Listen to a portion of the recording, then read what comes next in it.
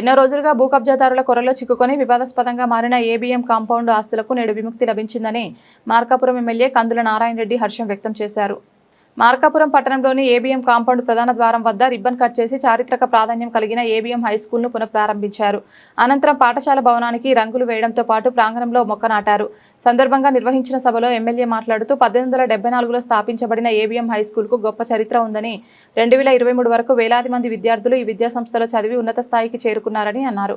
అనంతరం భూ కబ్జాల కారణంగా ఈ విద్యాలయం మూతపడిందని, అయితే అందరి సహకారంతో మళ్లీ ఈ పాఠశాలను ప్రారంభించడం ఎంతో ఆనందంగా ఉందని పేర్కొన్నారు. ఈ విద్యాలయ అభివృద్ధికి ఎవరు ఆటంకాలు కలిగించవద్దని, అలాంటి ప్రయత్నాలు చేస్తే దళిత క్రిస్టియన్ సోదర సోదరీమణుల ఆగ్రహానికి గురి కావాల్సి వస్తోందని హెచ్చరించారు. దళితుల విజ్ఞప్తి మేరకు ఇప్పటికే 6 ఎకరాల శ్మశాన వాటిక స్థలాన్ని మంజూరు చేయించామని, త్వరలో కమ్యూనిటీ హాల్ నిర్మాణానికి కూడా స్థలం కేటాయిస్తామని తెలిపారు. అలాగే ఏబీఎం స్కూల్ అభివృద్ధికి తన వంతుగా 5 లక్షల విరాళం అందజేస్తానని ప్రకటించి దాతలు కూడా ఈ పునఃకార్యంలో భాగస్వాములు కావాలని పిలుపునిచ్చారు. త్వరలోనే ఈ ప్రాంగణంలో ఎస్సీ విద్యార్థుల కోసం హాస్టల్ నిర్మాణం చేపడతామని ఎమ్మెల్యే వెల్లడించారు. మార్కాపురం నియోజకవర్గాన్ని అన్ని రంగాల్లో అభివృద్ధి చేయడమే తమ లక్ష్యమని, ప్రత్యేక జిల్లా ఏర్పాటు తర్వాత అభివృద్ధి మరింత వేగవంతమైందన్నారు. ఈ కార్యక్రమంలో poll management cluster incharge Kandula Ramireddy, మాజీ municipal chairman Vakkalagadda Mallikarjuna, market yard chairman Malapati Venkatareddy, పాస్టర్లు, దైవ సేవకులు, క్రిస్టియన్ దళిత సోదర సోదరీమణులు తదితరులు పాల్గొన్నారు.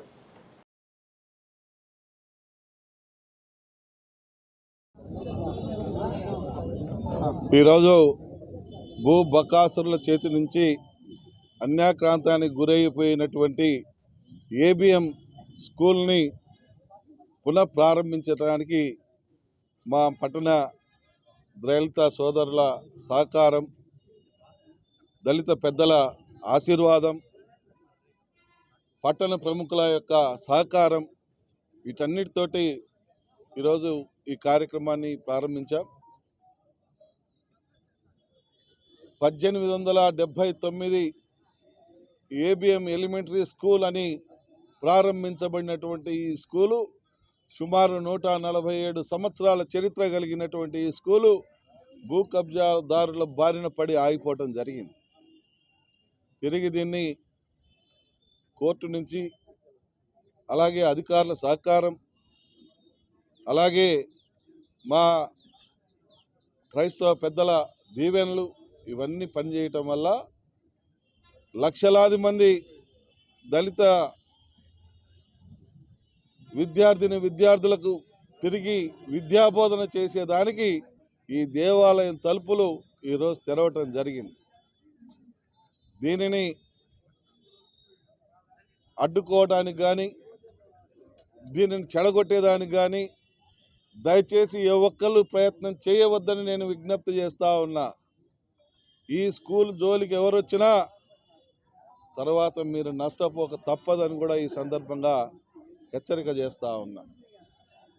ఎందుకంటే ఇది లక్షలాది మంది దళిత యువతకు సంబంధించినటువంటి ఇష్యూ.